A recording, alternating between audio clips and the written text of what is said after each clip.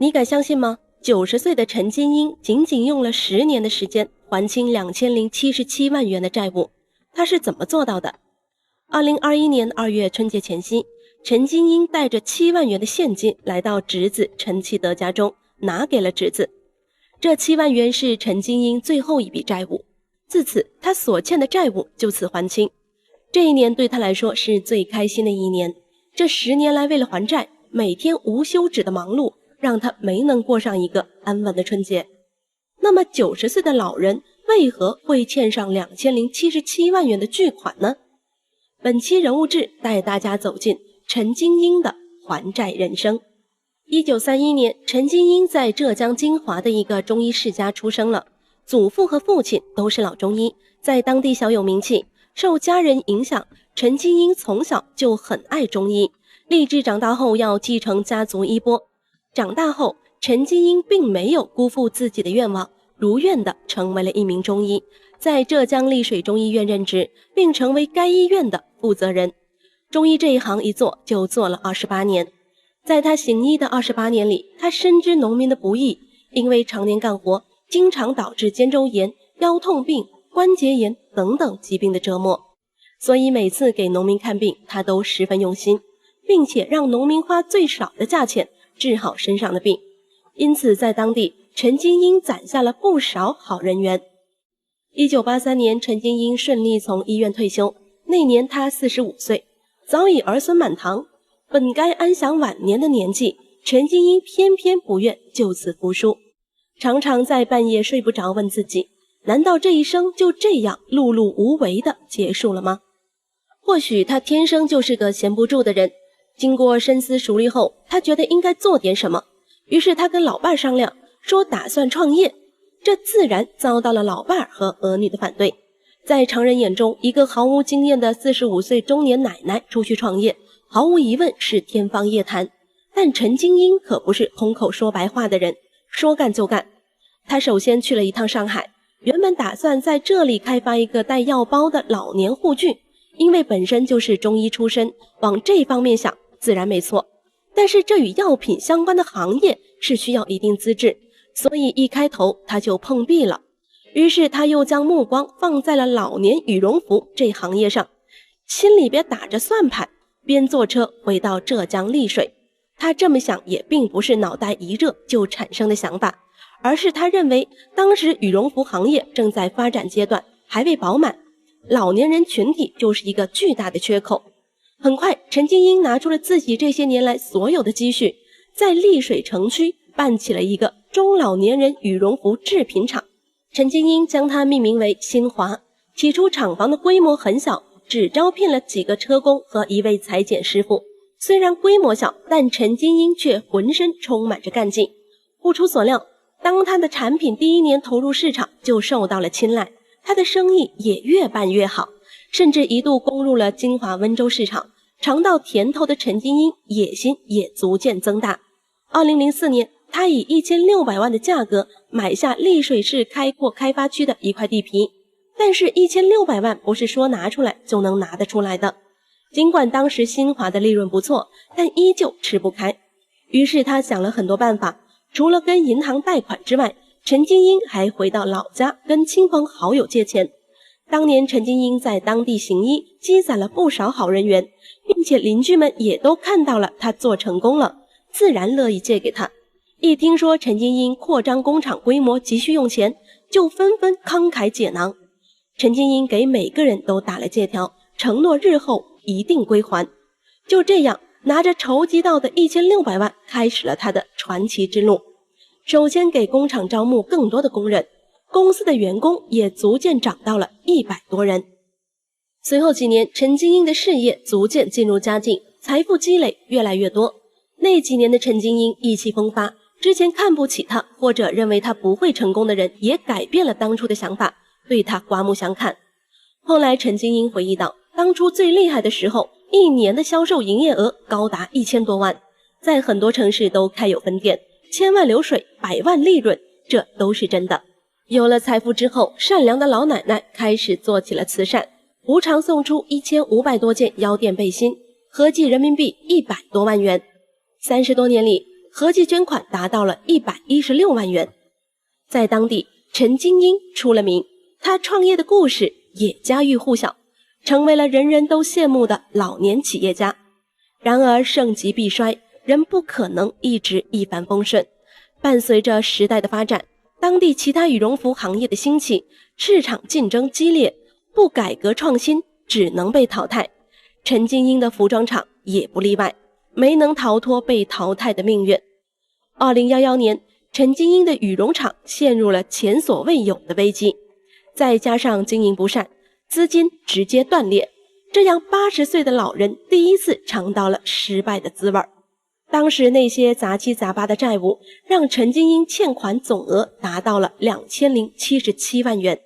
這個時候他已經步入花甲之年，親朋好友都勸他申請破產，還債的事就量力而行。但陳金英卻拒絕了提議，他說很多錢都是我用面子借來的，他們相信我才肯借給我，當初已經定下承諾，我不能辜負人家的信任。不得已之下，陳金英變賣廠房和之前買的房產，先還清了銀行和部分人的債務，但是依然還有350萬的資金缺口。這350萬是他從民間各路親朋好友那裡借來的。很多鄰居都勸他說，還本金就行了，利息你就先欠一欠吧。社會上很多老賴連本金都不還呢。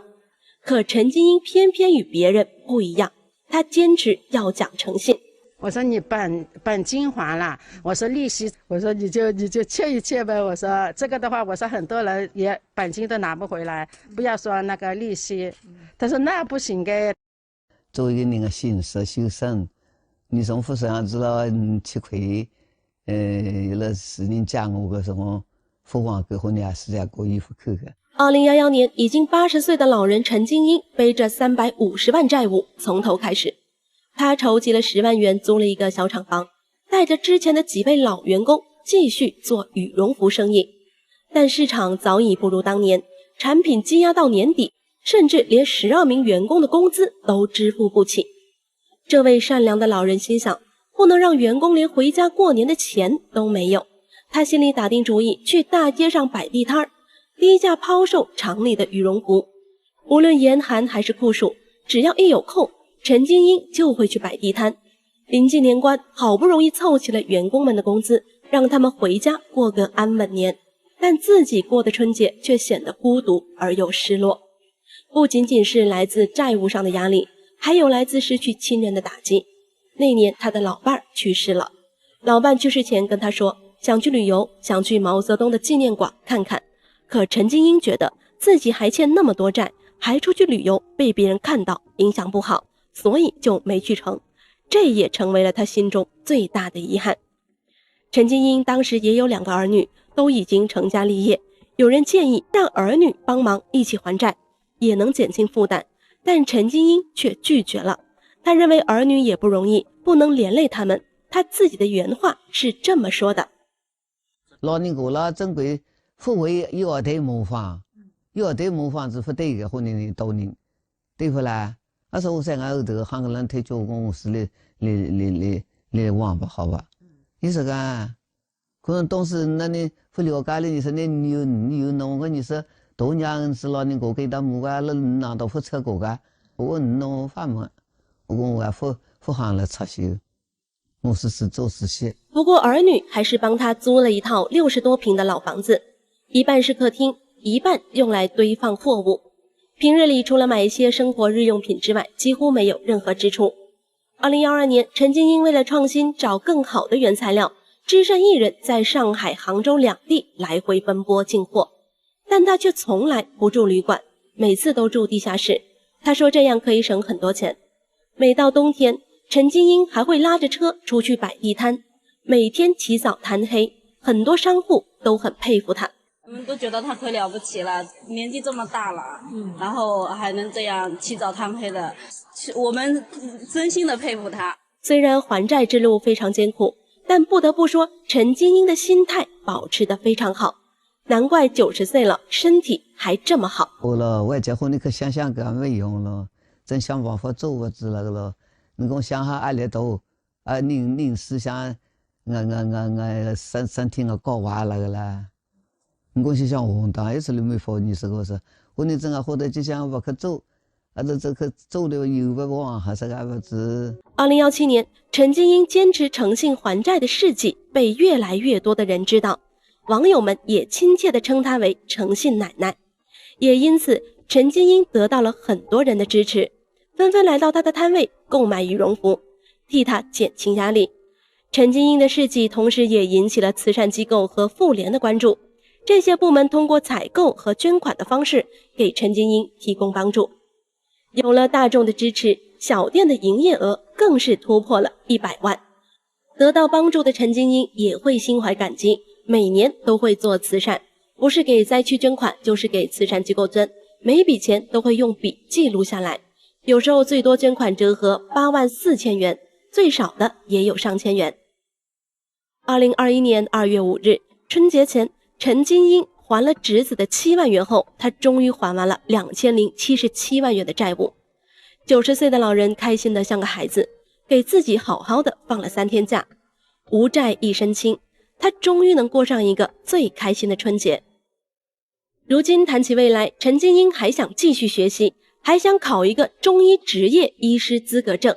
用他自己的話說，就是不服輸，我想做的我就要把它做起來，即使再困難我都要把它做成。陳金英的這10年是奮鬥的10年，雖然背越來越彎，但手信的她腰桿卻異常挺拔，令人敬佩。陳金英的一生值得很多人學習，一個老奶奶尚且能做到如此，我們又有什麼理由不努力呢？